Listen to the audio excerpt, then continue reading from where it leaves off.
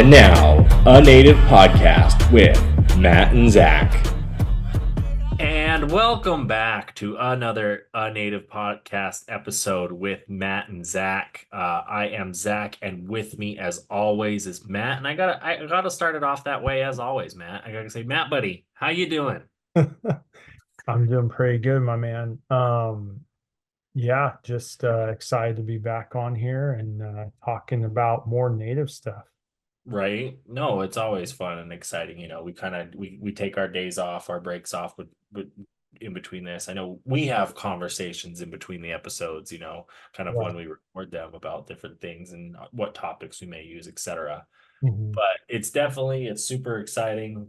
Today, we're doing another treaty episode. If you haven't read the title, this is another treaties one, which is exciting. We do the tribes, we do the treaties. We almost need a third one, maybe teepees. No, I don't know. Tribes, treaties, and something. Housing, housing structures. Yeah, exactly. No, but it's good. It's all good. We got a good one lined up for you today. I don't know, Matt, usually you have something to get us started, Yeah. It's not like jumping jacks, it's just a little story. What do you got? Yeah. Today I had kind of made big news was the that high school native girl in New Mexico, in Farmington, New Mexico, Farmington High School. She's a Lakota, had her eagle plume, and her cap, her graduation cap, removed from her before graduation ceremony, and that made a lot of headlines. So, I'm glad it made headlines. I'm disappointed in when you look at certain states such as New Mexico, Montana, mhm, when you look like out west where they have higher populations of native folk. And they do have policies. Like New Mexico is very pro policy natives and different right. ways. But it's like how do you not have this graduation stuff? Why can't, why in Farmington's not far from the Navajo Reservation? And I wonder, what I'm wondering about this incident is like, you've seen all the other native kids there around her. Like there's a lot of Navajos specifically, Right. but they don't.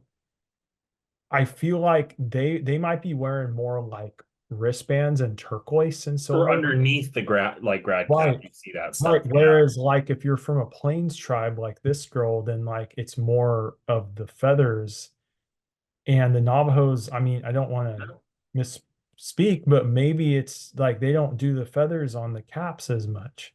And Right. so this girl might have been targeted because it's like she's not from a tribe from there. And it was Right. something different. You know what I mean? Like there's that went through my mind a little bit too. So No, that makes sense. And for you to have that thought, right? You're looking at it from your Lakota perspective as yeah, well. exactly. Um, Or I any plains tribe that the eagle yeah. feathers in, so Well, yeah, and the eagle is a very sacred bird to a lot of tribes, many tribes, mhm. for that matter. I don't know. Farmington, it's off reservation though, so that's part of it too, right? So it is like that's what I'm saying, state of New Mexico, Right. white school district, that kind of bullshit too. And Well, it's probably one of those like racist border towns that you hear. It is actually, Gallup, oh Farmington. yeah, What is it in Montana, Billings, and I mean, I'm just throwing some shade at Billings. yeah, no, you're not wrong. Like, Kalispell, Rapid City, Bismarck. We all of them, all of them. Line them up. No, like Glasgow, even here, like compared to Wolf Point, like yeah. Glasgow. Oh yeah, you see it, and it's sad that you still see it. Was it Havre and Cut Bank? I've heard some things too up there. Like, Fucking you know, suck. It sucks that it exists because it's like, dude, people are people. Let them be. Like you're going right. to get lazy folk regardless color of their skin. You're going to get people who you want to work with regardless of who they are. It's like you can't control who you are. Like you can control who you are, but not like who Not race, like your where yeah, you your come from, skin like color. yeah, exactly. How Yeah. you're up, how you're brought up. Mhm. So that's the thing. You just can't judge. You can't. You just got to let people be. But no, that's not what we're here to talk about today. We are here to talk to you about the Middle Oregon Treaty of 1855. For thousands of years, native peoples of various tribes resided in what the 1850s was known as the Oregon Territory. Their cultures were closely tied to the land, its waters, and then many forms of life it supported.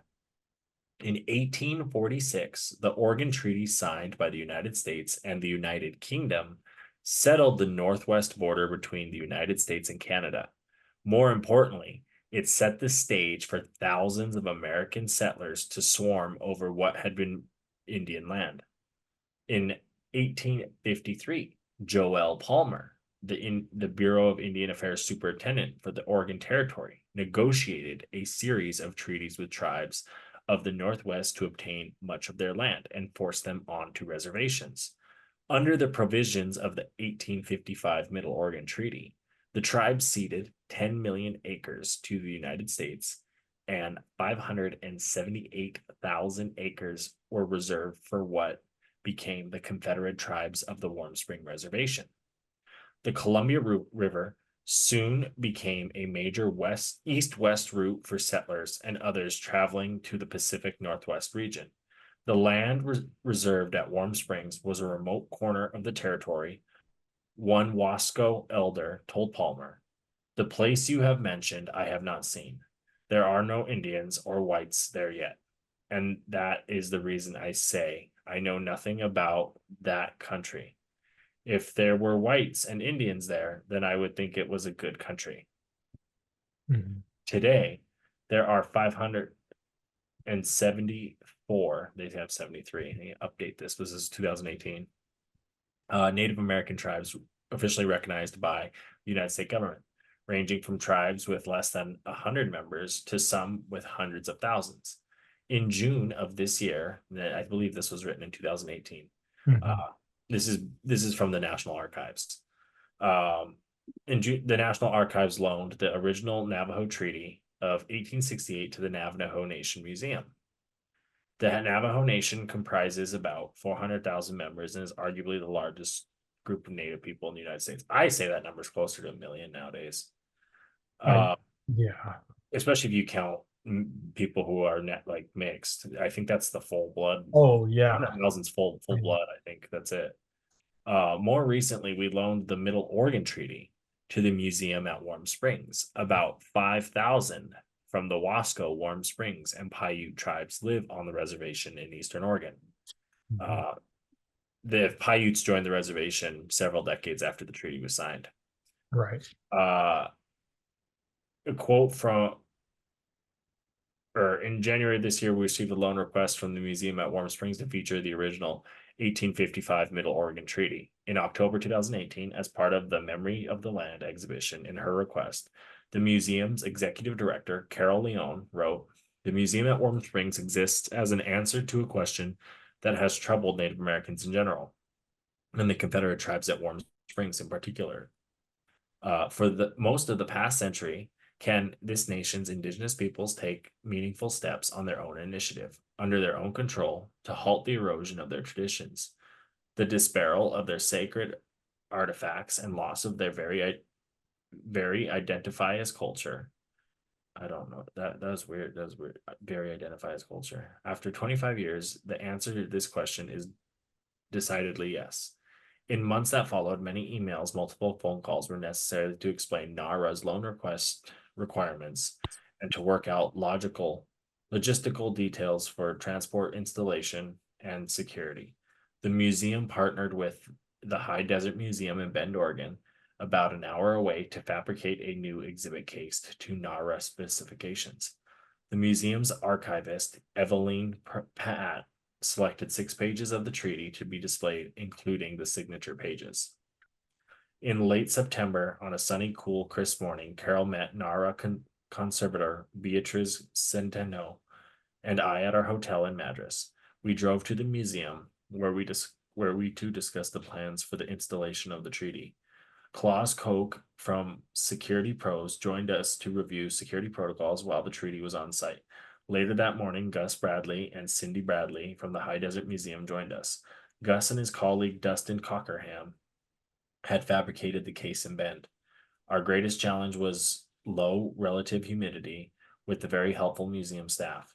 We were able to have the relative humidity in the gallery raised up to an acceptable and sustainable level. In weeks that followed, regular reports showed that the environmental inside the case was being maintained within NARA's specified limits. When all was ready, National Archives conservator Beatrice Centeno carefully placed each of the 6 pages into the case. After taking some time to obtain balanced light levels, everyone agreed that the case could be closed. With our mission completed, Carol took us on a driving tour of the high desert, and we rode out to the Deschutes River Dam. On our way back to the airport in Portland, we traveled through the Cascade Mountains and had a great view of the majestic Mount Hood. Meanwhile, the museum hosted a prayer service to bless the arrival of the treaty. On October 27th of 2018, the museum at Warm Springs hosted a treaty conference where the Living Treasures Awards were presented to Redline Billy, Geraldine Jim Foster, Kalma Kanu, Arita Rohan, and Maxine Schweitzer. We are most grateful to Executive Director Carol Leon and her talented staff, especially Natalie Kirk, Sunmit Mabin, and Joseph Brisbois, for their warm welcome and helping make this installation go smoothly. Dana Whitelaw, Director Dustin Cockerham, Head Preparator Gus Bradley, Assistant Preparator, and Cindy Bradley, Director of Exhibits at the High Desert Museum, provided invaluable assistance that helped make the treaty display possible. Back home at the National Archives, Patrick Kepley, Jane Fitzgerald, Michael Hussey, Beatrice Centeno, and Abigail Aldrich helped with all the essential preparations behind the scenes. And this was written by Jesse Kratz in December of 2018. Yeah, and it's interesting how these tribes get loaned their original treaties when it's like that's theirs. That's their document for the museum. Right. And Well, it sounds like this is a museum. That's the High Desert Museum, so it might not be a tribal museum. right.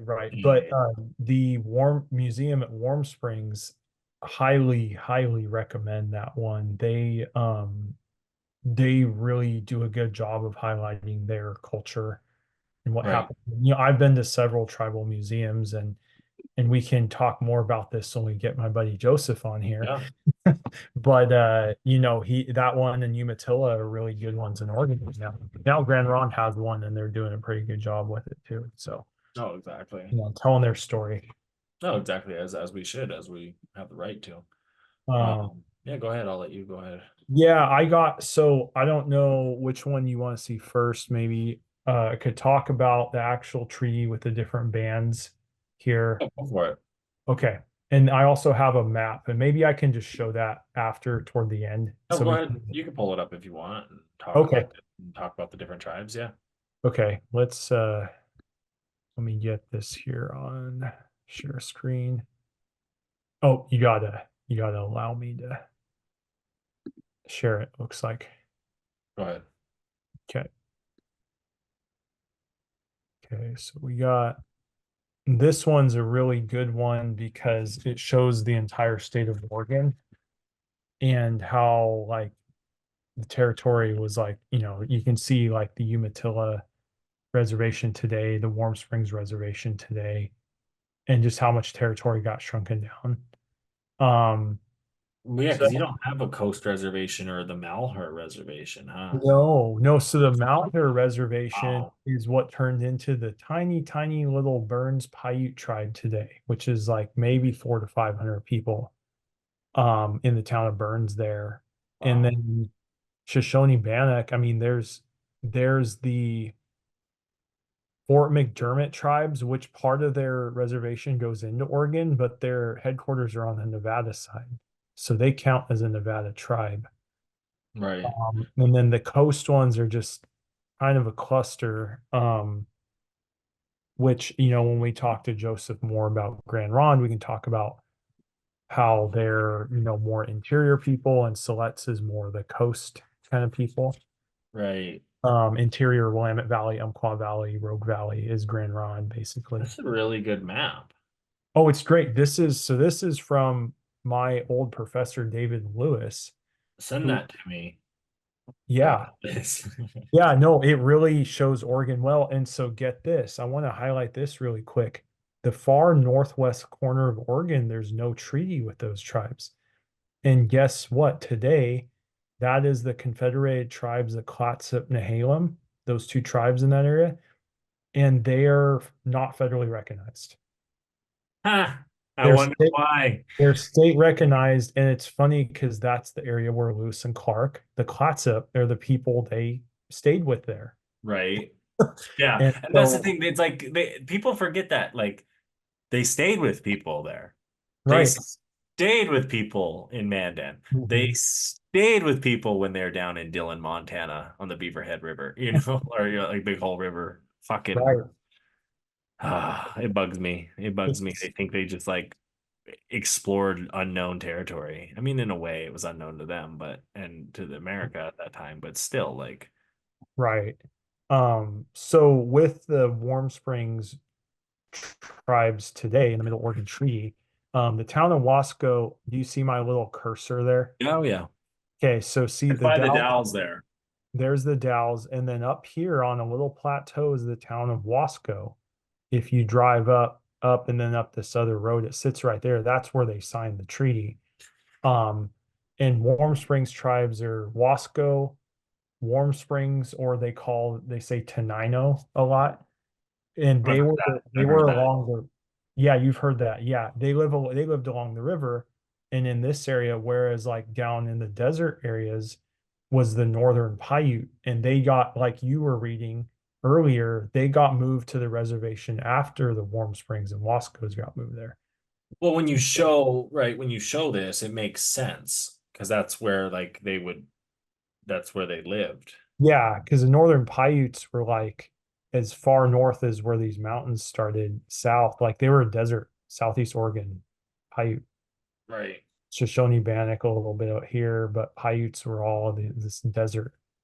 Um, so Where's yeah, Bend in relation to all this? Where's Bend? Just to so show here's me. Pineville. Bend is about right here in the almost the center of the state, but more a little more on the west. Huh, interesting that the reservation, when they shrunk it down from the original treaty, places like Bend, Oregon, Bend, get Oregon, taken and off. then they moved them the two tribes away from the river also. The lifeblood, because it was the lifeblood, it was the salmon. And have if you watch, there's a documentary. I don't know if it's artificial or a different salmon one that Patagonia does. They do a few. There's like Oh, three, but they show the waterfall there that was at the Dalles in Oregon, and the oh tribal wow. members it interviewed do not like the fact that they just dammed up the Columbia River. It was No. never supposed to happen, and it was just something that Oregon and the Oregon way, at that Yeah, time was like, nah, we're taking everything from these people. We're cutting their lifeblood. Same way of taking the bison off the plains, right? Like we're going to exactly. cut off the salmon. We're going to cut you from your water. We're going to put you in the desert. Right. No, and that's the thing is like this, so this was the treaty that, on the Oregon side of the river, right? Because the other side was Yakima, and we'll talk about that treaty another time. But this one took out the falls and the access for the Warm Springs bands and Waspans that lived along there. And it in that Columbia River was like a huge highway too, for transportation. And now, you and I have driven Interstate 84 along there enough to know that like now the tribes are on both sides are buying or getting land back. Yeah, but it's not the same, and No, no, no. it's good to see, but like you're saying, like you do see some of the old fishing, like where they would Mhm. stand out and fish, uh, Right. and they are getting some of that back, and some of them they are building new ones. I've seen some videos where like they've built like new fishing platforms for Right. their fishermen on the river, but Yeah. like the Dalles, you take places like Dalles, like that should be the reservation. That should be Warm Springs Reservation right there, Yeah. right on the river where they were living. Yep. the majority. And then today they do have Celilo Village, which is just east of the Dalles there, and that is like, there's groups that live all from Cascade Locks over. There's natives that live along there, and they just live in trailers. But for some reason, Celilo Village, and maybe because they resisted and fought more or something, that they were able to get some housing there in that small community. They have a Okay. longhouse there. They have a salmon bake like this time of year, so salmon ceremony. Um, Interesting. yeah, so it's really, really fascinating stuff. But you pointed out something with Bend and just the wealth there. Well, uh, you haven't really gone over there, spent a lot of time, but like it is that upper part of those rivers where it's just beautiful and like lush, and it's some greenery right where the mountains meet the desert, and it's just I see why it became what it became. Oh yeah, no, Um, I get it's it.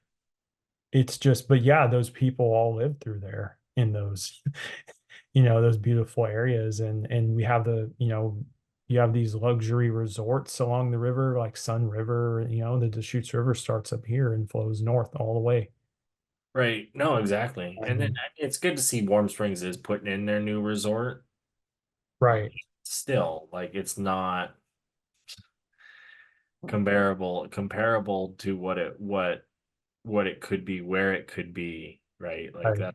that's part of it. Like people aren't going to drive to some of these reservations just because of where they're located, you know? No, yeah, and that resort is not right there in Warm Springs where the highway comes. You have to drive some other road up, like out to another, almost to Nashua, which is another community on that reservation. Interesting. Yeah, and it's It's and good it's to by a small river too called the Warm Springs River, which flows into the Deschutes off the Cascades. Nice little river, but it's tiny. Like I don't even know if too many salmon go up it because right. it's small.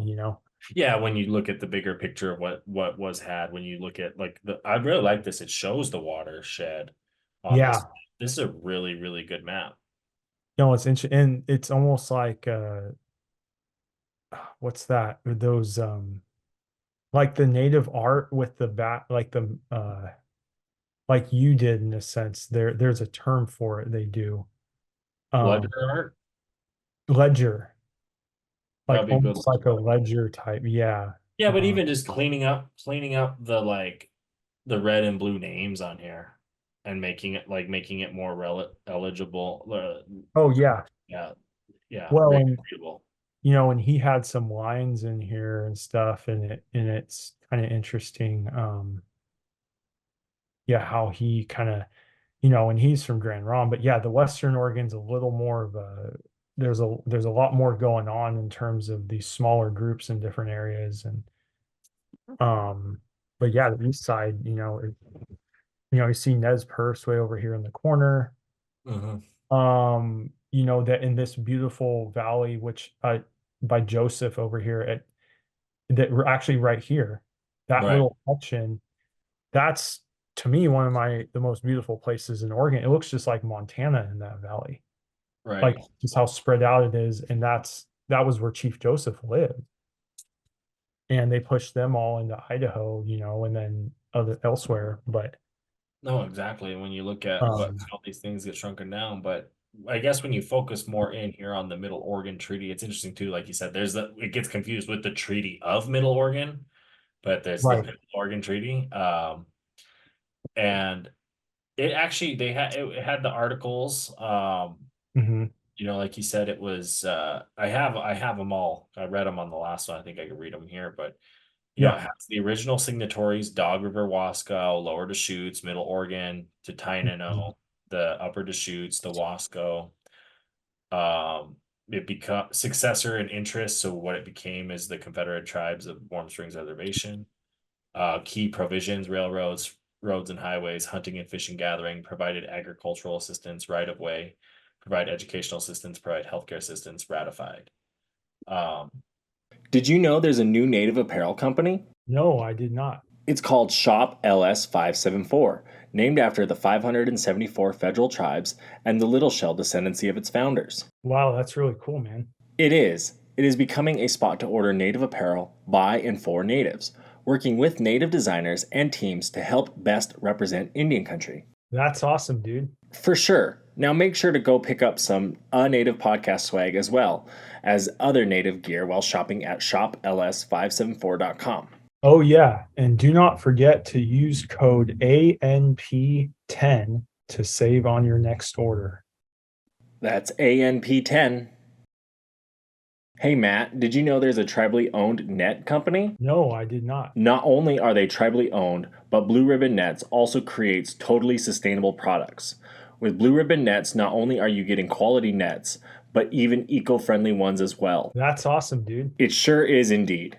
Make sure to use code RUGAROO10 on your next Blue Ribbon Net order to save. Again, the code is RUGAROO10, RUGARU10. I am definitely getting a Blue Ribbon Net now.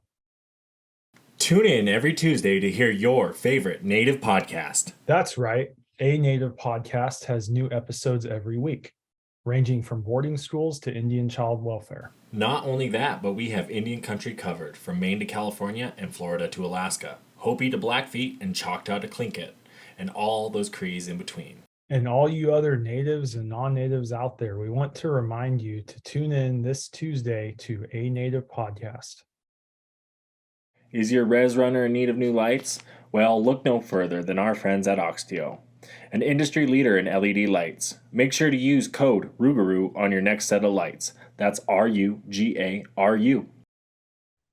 On June 25th, so coming up in a month from this recording, Right. month, 3 days, articles of the agreement and convention concluded at Wascow near the Dalles of the Columbia River in Oregon Territory by Joel Palmer, Superintendent of Affairs on the part of the United States and following named chiefs and headmen of the Confederated Tribes of bands of Indians residing in the Middle Oregon.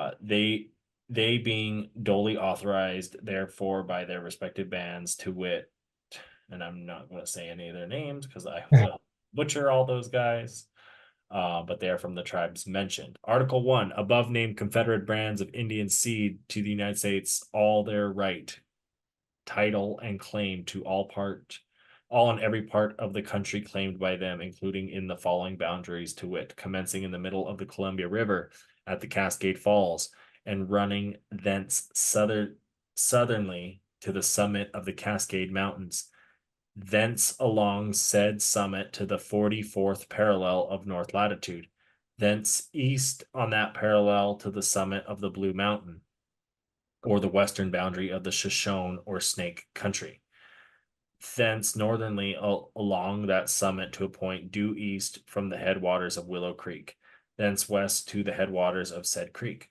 thence down said stream to its junction with the Columbia River, and thence down the channel of the Columbia River to the place beginning, provided, however, that so much of the country described above as is contained in the following boundaries shall, until otherwise directed by the President of the United States, be set apart as residence for said Indians, which tract for the purposes contemplated shall be held and regarded as Indian reservations, to wit, commencing in the middle of the channel of the Deschutes River, opposite of the eastern termination of the range of highlands, usually known as the Mutton Mountains, thence westerly to the summit of said range along the divide to its connection with the Cascade Mountains, thence the summit to said mountains, thence southerly to Mount Jefferson, thence down to the main branch of the Deschutes River, heading into the peak to its junction with the Deschutes River, thence down to the middle of the channel said river to the place of beginning, all of which tract shall be set apart,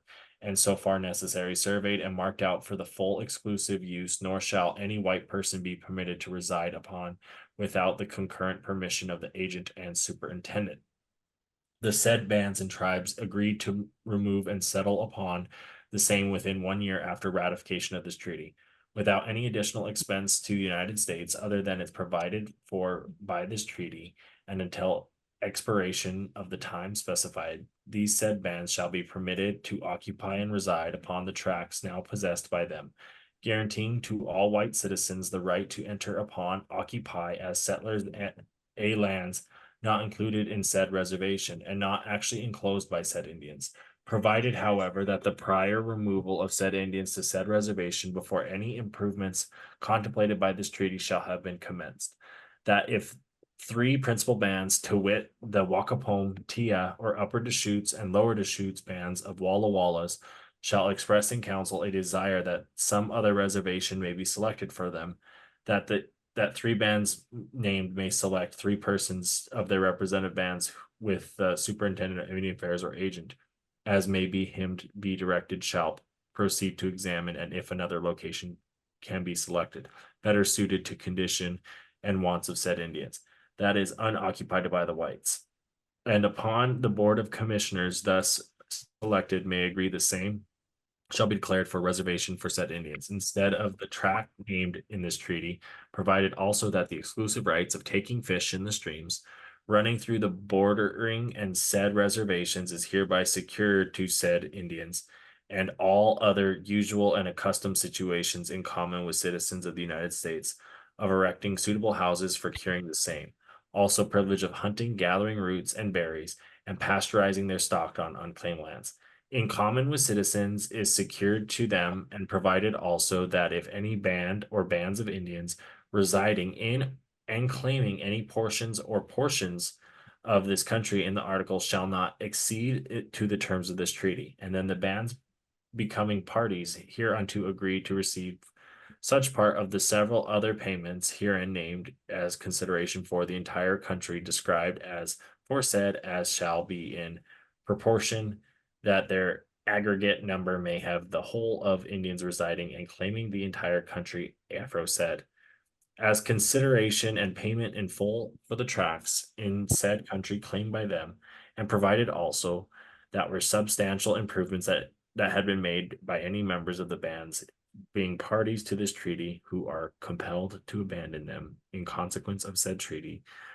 the same shall be valued under indirection of the President of the United States, and payment made therefore in lieu of said payment. Improvements of equal extent and value options shall be made for them on tracts assigned to each respectively. Article 2, in consideration of payment for and the country hereby called ceded the United States agrees to pay the bands of tribes of Indians claiming the territory and residing in said country the several sums of money $8,000 per annum for the first 5 years, commencing on the first day of September 1856, or as soon thereafter as practicable. $6,000 per annum for the term of 5 years next succeeding the first 5. $4,000 per annum for the term of 5 years succeeding the second 5, and $2,000 per annum for the first 5 years succeeding the third 5. So it's just each money out goes down about $1,000, a couple $1,000 every 5 years. All of which several sums of money shall be expended for the use and benefit of the Confederated bands under the direction of the President of the United States, who may from time to time at his discretion determine what proportion of shall be expended for such objects in his judgment will promote the well-being, advance them in civilization for their moral improvement of education, for building, opening, and fencing farms, breaking land, providing teams, stock, agriculture implements, seed, for clothing, provisions, and tools, for other medical purposes, providing mechanics and farmers for arms and ammunition. Article 3, $50,000 additional to be expended on buildings.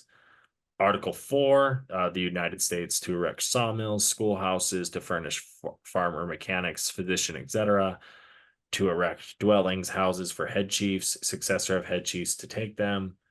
Article 5 then lays out lands may be allotted to individual Indians for permanent homes, patents to issue thereof, conditions thereof, restrictions to not be removed without, etc. Patents may be canceled. Article 6, annuities of Indians not to pay debts of individuals. Article 7, bans to preserve friendly relations, to pay for deportations, not make war, exempt, etc. Article 8, annuities to be withheld from those drinking liquor to excess, so they can hold your money from you if you're drinking too much. Roads to be made through the reservation came in Article 9 when the treaty takes effect, and then everyone's signed below. So that's kind of the gist of the treaty. I didn't want to. I kind of was like, oh, I'll give it the rundown of the other articles. No, yeah, and it seems like we were talking about this earlier, but like there were some Walla Wallas involved with this, some bands, because the eastern edge there, because they're the town of Walla Walla, Washington, it's like it's out a little further east, but there were bands that of these tribes that moved up and down the Columbia River that interacted and spent time more over this way, you know, isolated groups, but Right. No, exactly. yeah, I the like Tenino that and you pulled up Washburn, that map too, because that really did show that. yeah, And it makes sense when you look at such a large land, right? All those different tribes are going to be, like you said, like, yeah, sure, they may be like kind of cousins in that way, like extended yeah, family related, right? Maybe from the larger band, mhm, language group, the language group. You look at like the Sioux out on the plains or some of these larger tribes, right? You're kind of out on the Oregon plains in that way. right, Um, right, that over there. Columbia Plateau tribes, and that's why there's those four that are on the Columbia Fish Commission: Right. the Warm Springs, the Yakima, Nez Perce, and Umatilla. Right. And they're And probably very yeah, similar. They all spoke the Chinook jargon, mhm, so it's there. It's in the culture. It makes sense that they're put together, but people don't like you take that 574 number and you really boil it, like you boil it up instead of boiling it down, right? You're boiling it up and it shows, right? Like, well, each one of those tribes technically has 6 or 7 tribes. Not all of them, right, all, right. but even like the Blackfeet, there's different bands within the Confederacy, right? It's not just one, The but the one Picanni kind of and is the larger whole. yeah, like the Picanni and the Nitsapi or something. You might know a little better, but yeah, You don't claim Portland even though you live in Oregon, right? no, Like it's no, that, like but you're all Oregonians, it's like, yeah, we're all Blackfeet, but I ain't from the river, I'm up from the mountain, right, that kind of right. vibe. Yeah, definitely. All in Well, good fun, really. it's the different like parts. Like you guys have a weird distinction between Eastern and Western Montana, and the people being a bit different, like the Oh yeah. mountain folk and the prairie folk, and you Well, know, I see, and like when you look at the founding, and this is getting off traffic, but when you look at the founding of Montana, I think part of that goes back to like when you lived in Sealy Lake back in the 60s, you didn't have TV, you didn't have internet. You had, like so it was the rural remote that it was similar to Wolf Point. right. But now you're an hour with modern cars Mhm. outside of Missoula. That's a commute for some people. You got the glamping experience down the road. Yeah, exactly. Exactly. No, that's good. Um, did you have any other history that Not not at the moment. I think with this one, with the Warm Springs being primarily involved, I think it's interesting because there were Warm Springs that were used as scouts during the Klamath Modoc Wars in the lava beds down south there, uh, Oh, which was which is created apparently from what I've been told, some Klamath and Warm Springs people kind of, they make interesting. jokes kind of similar to the Crow Lakota or, what That's have you. But it's really all these things are out of survival. I mean, decisions you have to be making and the oh time. yeah. But yeah, no, interesting history. Highly recommend the Warm Museum at Warm Springs, and this summer checking out their resort, Canita, when they open up. Oh So yeah. Oh, we'll have to do that. And now we'd like to take you to music on a native podcast. This week we have Kalia Jackson of Kalia and Blackwater. I will always fight.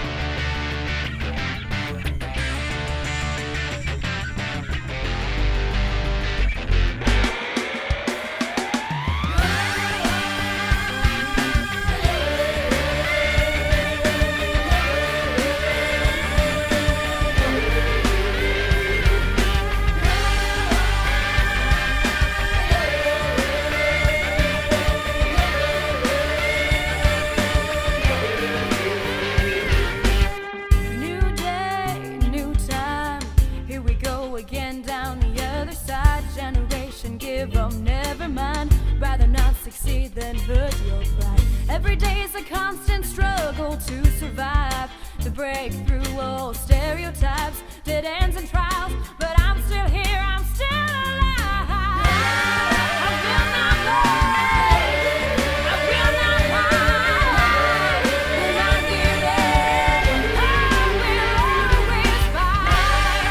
I will not break, I will not hide, will not give in, I will always fight. Dominant to minority, traveling alone through adversity, powerful beyond measure, but blinded by the world that makes us see a lot of faults that you can call by name. The finger that points is the hand to blame.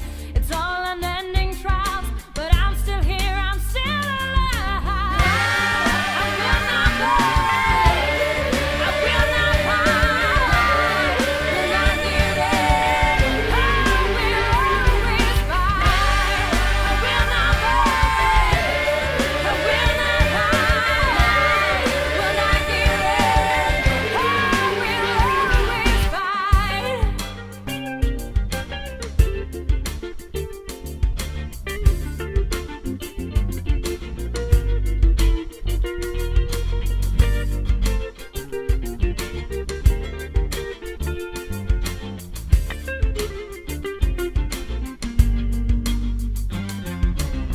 Hopefully one day and today, when I or we choose to affect change, you will say, yes, I can, I could do the same.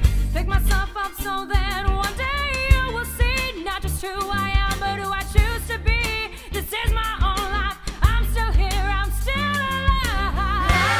I will not break, I will not hide, will not give in, I will always fight. I will not break, I will not hide, will not give in, I will always fight.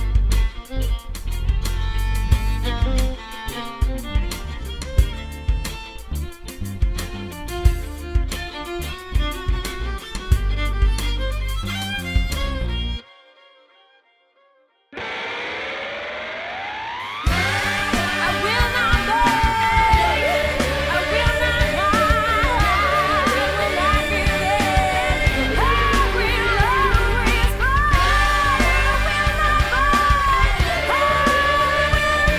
will not give in, I will always fight. Will not beg, will not hide, will not give in, I will always fight. I will not beg, I will not hide, will not give in, I'm still alive. And that was Kalaya Jackson and Blackwater. I will always fight. Well, lastly, before I get into it, I think this Cliff Trazer, he's Widenot. He wrote an essay on Native American treaties in northeastern Oregon. Oh, I think this is kind of good to kind of close up today with these treaties. After Yeah. American immigrants arrived in the Oregon Territory in the 1840s, representatives of the United States established policies for indigenous peoples in northeastern Oregon. By that time, the government had owned its policies and protocols in dealing with Native people, which included treaties, war, removal, concentration on reservations. In northeastern Oregon, officials acting on behalf of the United States invited Indians to treaty councils, where they were urged to accept treaties and surrender much of their homeland. The government said treaties would prevent bloodshed with white settlers who were eager to resettle native lands. Under the terms of the treaties, people from many tribes secured themselves a minute portion of their former estates and lost valuable resources they considered to be part of their spiritual birthright, including land, fish, game, roots, berries, minerals, timber, and water. Congress created Washington Territory in 1853 by slicing up the northern portion of Oregon, which created a smaller Oregon Territory made up of present-day Oregon, southern Idaho, and part of Wyoming. In late May 1855, the Walla Walla Council was convened at Camp Stevens in the Walla Walla Valley, where Joel Palmer, superintendent of the Indian Affairs for the territory, joined Isaac Stevens, superintendent for the Indian Affairs and governor of the Washington Territory, to negotiate treaties with some of the tribes of Eastern Oregon and Washington. After the dramatic arrival of thousands of Indians in the Walla Walla Valley in late May, Palmer and Stevens opened the council that would forever change the lives of the region's indigenous people. 2,000 men and women and children were set up teepees near the council grounds at Waialatupu, the place of the ryegrass, west of present-day Walla Walla, Washington. Palmer promised to protect tribal people with treaties designed to establish boundaries that would keep white settlers off reservation lands. He also promised to establish learning centers on reservations where Indians could be civilized in white ways. He would want to open roads and through Indian lands, and he claimed that commerce and trade would benefit from Indians and whites alike.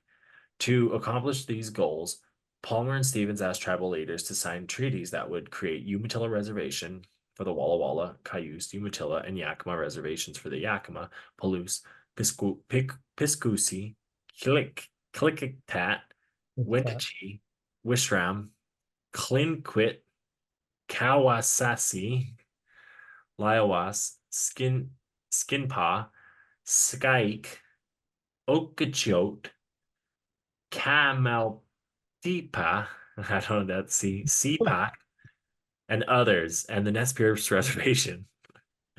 Treaties and reservations in Oregon.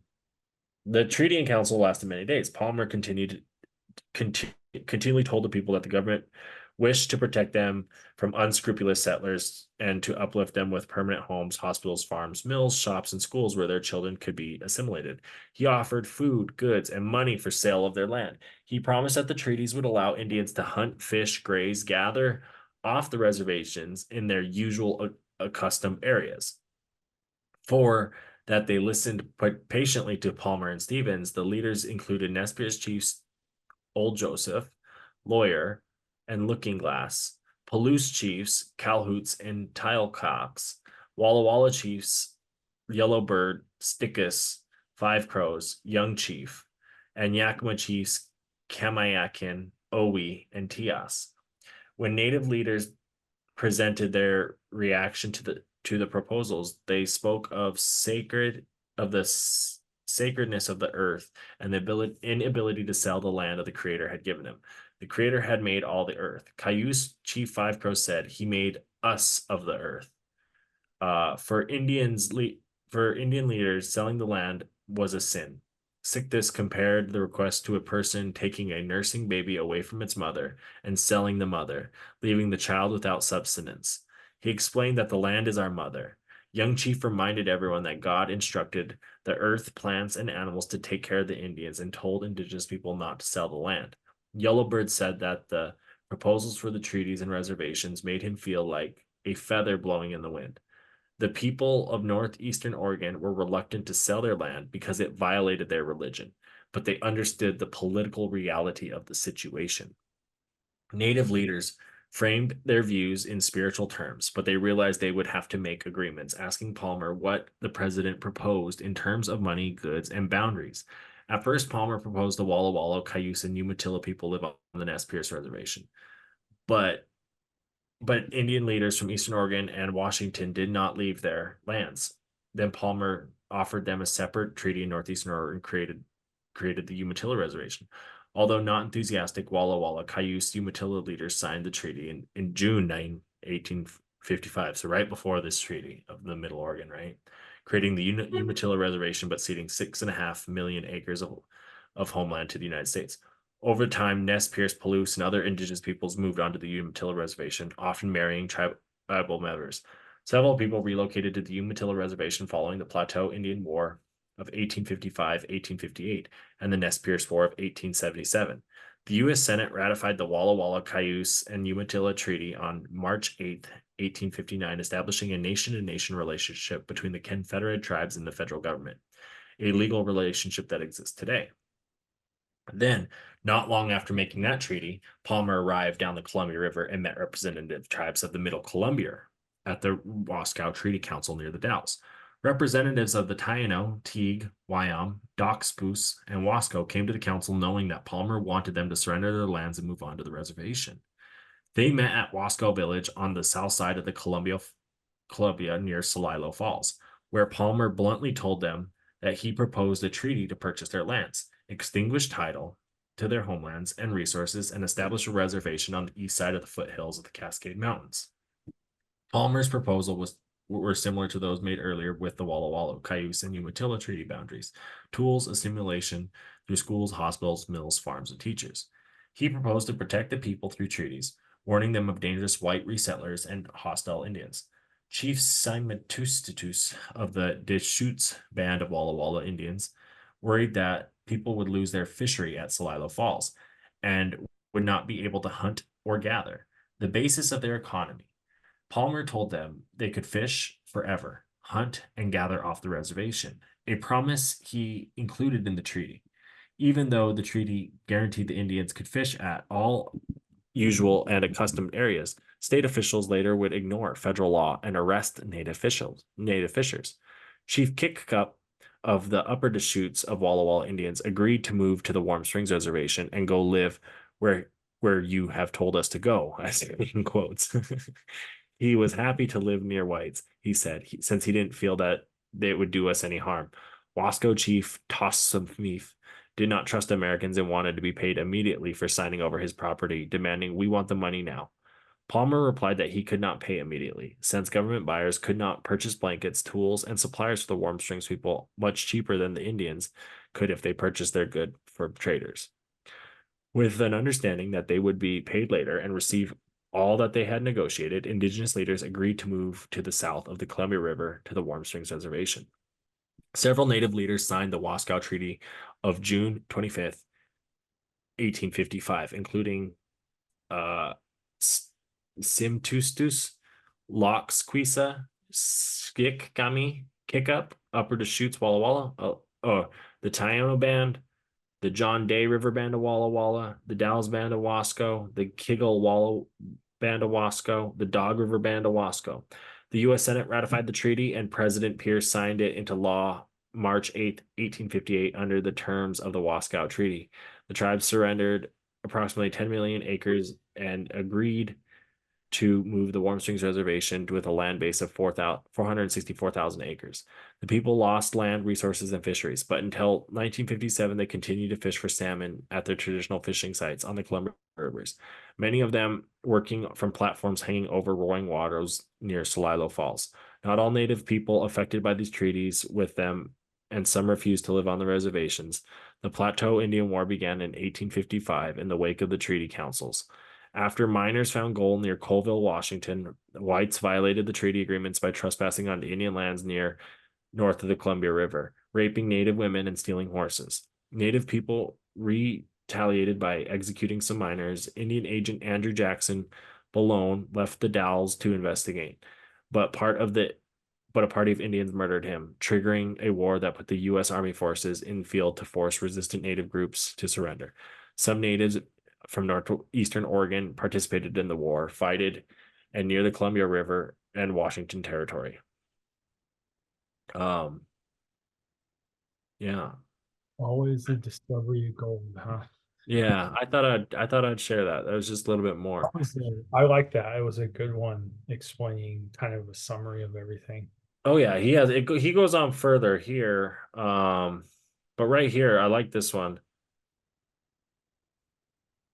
He really talks about how each one of these acts helped. Nez Perce from right here, right? So in 1858, Native warriors lost battles at Four Lakes, Spokane Plain, and most people moved to the reservations. In 1877, the United States again used the army to force the Nez Perce onto a smaller reservation, then specified in the 1855 treaty. Some warriors from the Warm Springs and Umatilla reservations joined the Nez Perce to fight against the United States. Although victorious in many battles, Nez Perce, Cayuse, and Palouse lost the war in 1877.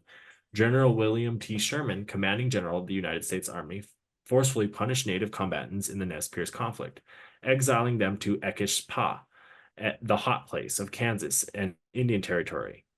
In 1885, some of the warriors who had participated in the Nez Perce War had been exiled to Indian Territory, returned with their families to settle on Umatilla and Warm Springs reservations, where their descendants live today. In the late 19th century, the people of the Umatilla and Warm Springs reservations continued to live by the seasonal routes, hunting, gathering, and fishing at particular times of the year. White resettlement of former Indian lands made this difficult, contributing to the decline and ultimate destruction of native economies in northeastern Oregon.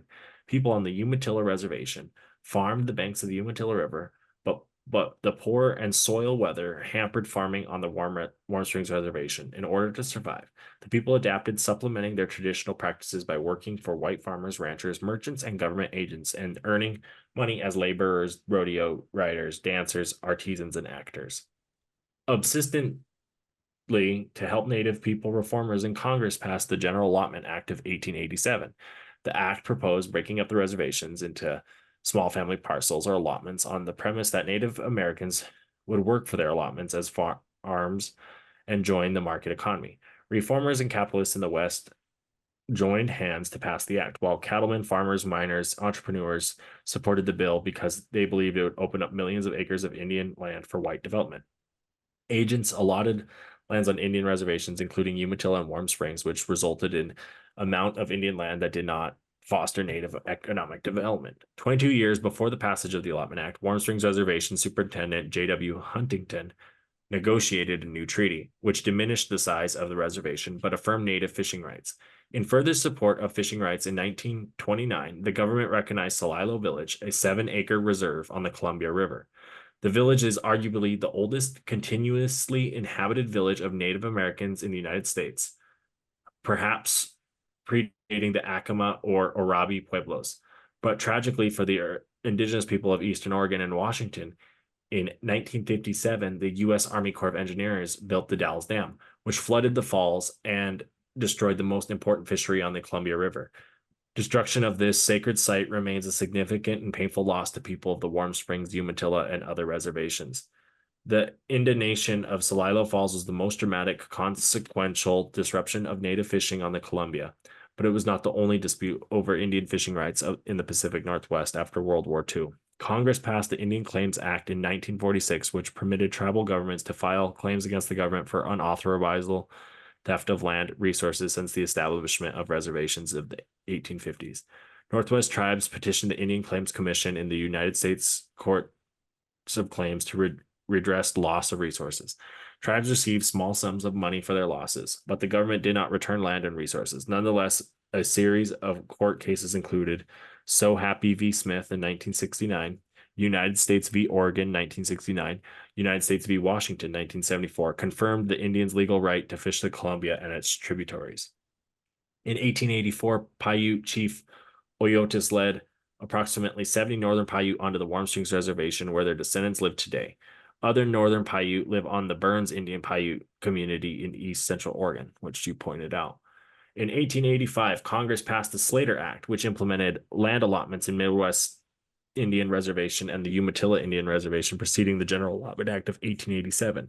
Application of the Slater Act reduced Umatilla lands. In 1888, another act reduced the reservation with additional allotments, opening former reservations to non-Indians, reducing the Umatilla Reservation to 172,000 acres.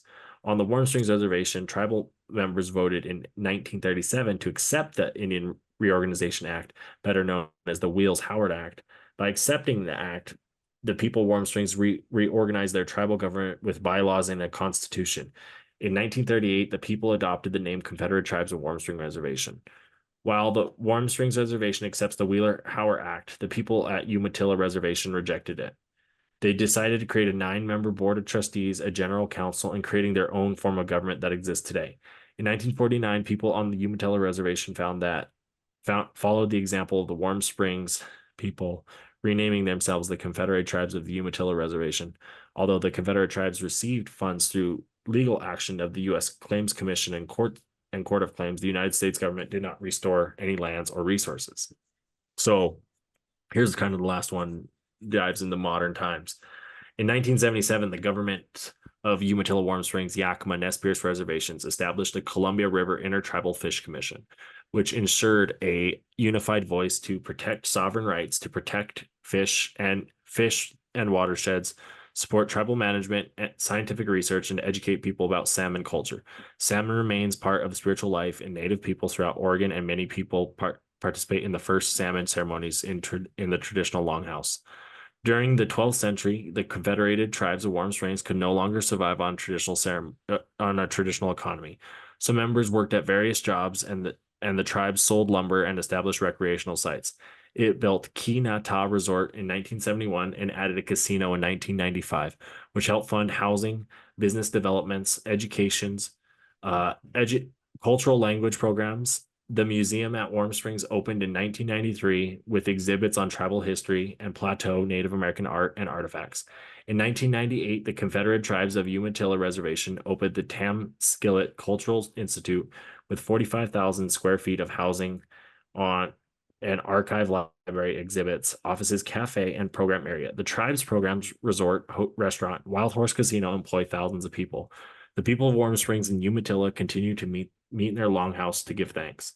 The treaties and policies provide permanent homelands and tribal sovereignty for modern Native nations of northeastern Oregon. I like that. That was a really good article. I'm glad I read it. Yeah, that was a really well worded one. Yeah, Um, he dove into the history of his people, I believe, and it's looking at that and understanding that, like,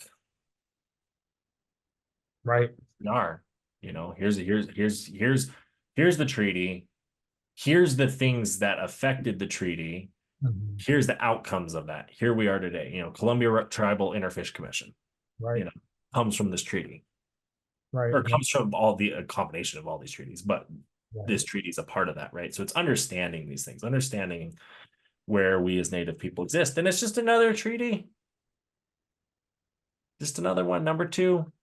I don't know. Yeah. More That's kind of dose. it for me. I don't know if you got more. No, yeah, it's in a major area with like folks coming west and the formation of the American West, it was a well-traveled area and region, and it just at some point, the tribes get the short end of the stick, and just like in the plains with the buffalo, this one's more with the Plateau tribe and the salmon. Exactly. It's a similar story, just different place, different, specifics of it, but Well, yeah. Well, and what's interesting too, because like listening to it, you hear the settling of the land, because Oregon was like, go settle Oregon.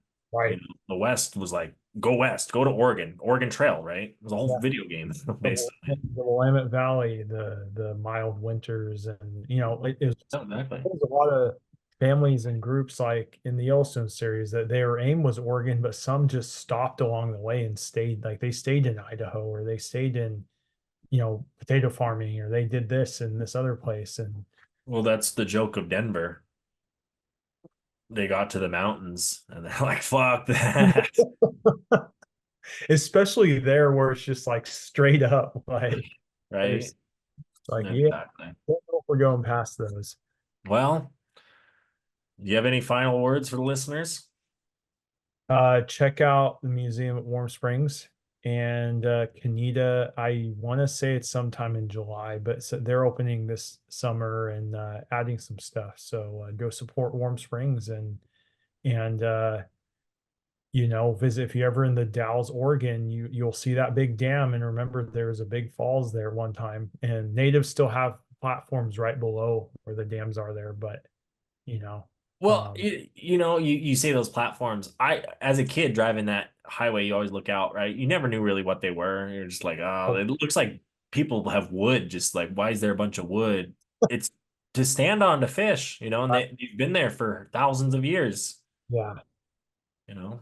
Add to them and replace the wood, and because they're kind of dangerous because they collapse all the time, like on the smaller rivers where you see them hanging over, like, Oh oh. yeah. Well, especially if they're not reinforced and built well, Right, right. not maintained, if people are messing with them, on people. But yeah, Got the 50-pound salmon in this net that's like 20 feet long, and you're trying to like maneuver it, and those nets are cool. right. But Anyway, yeah, get out there, visit some of these places, and support, the tribe. And Yeah, no, I like fun. it. I like it. Good final words, Matt. I would just want to thank each and every single one of our listeners out there. If you're on the YouTube, if you're on the Spotify, if you're on the iTunes, whatever it may be, we want to thank you. We know you're listening. We get comments.